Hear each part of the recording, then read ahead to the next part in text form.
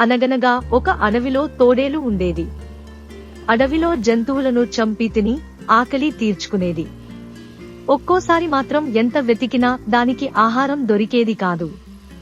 అలాంటప్పుడు అది రాత్రిపూట అందరూ నిద్రపోయే సమయంలో ఆ అడవికి దగ్గర్లో ఉన్న గ్రామానికి వెళ్లి మేకల్ని చంపి అడవికి తెచ్చుకుని తింటూ ఉండేది.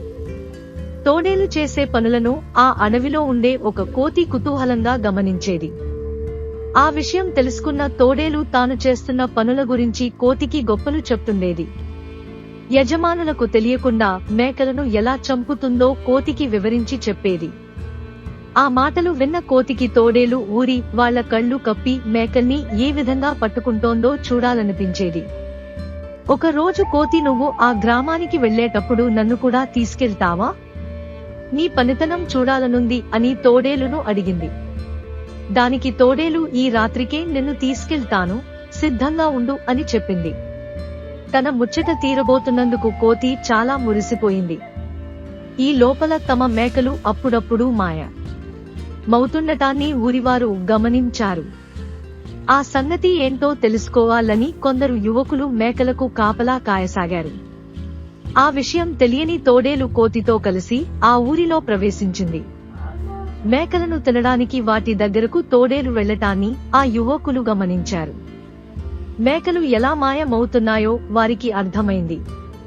వెంటనే తోడేలుపైన కర్రలతో దాడి చేశారు. పక్కనే ఉన్న కోతిని కూడా కొట్టసాగారు. ఆ దెబ్బలు తట్టుకోలేక కోతి, మీ మేకల్ని తినడానికి వచ్చింది తోడేలు, నేను కాదు కదా, నన్నెందుకు కొడుతున్నారు, వదిలేయండి అని ప్రాధేయపడింది. తోడేలుకి సహాయంగా వచ్చిన నిన్ను ఎలా విడిచిపెడతామంటూ ఇంకాస్త గట్టిగా కొట్టసాగారు. ఆ యువకులు తోడేలు వైపు తిరగగానే కోతి నెమ్మదిగా అక్కడి నుంచి తప్పించుకుని బతుకు జీవుడా అనుకుంటూ అడవికి చేరుకుంది. దొంగతనం చేయడమే కాదు, దొంగ పనులు చేసేవారి పక్కన ఉండటం కూడా తప్పే, ఇంకెప్పుడూ ఇలాంటి బుద్ధి తక్కువ పనులు చేయకూడదనుకుంటూ లెంపలేసుకుంది. ఈ వీడియో మీకు నచ్చినట్లయితే ప్లీజ్ లైక్ చేయండి, షేర్ చేయండి, అలాగే సబ్స్క్రైబ్ చేసుకోండి.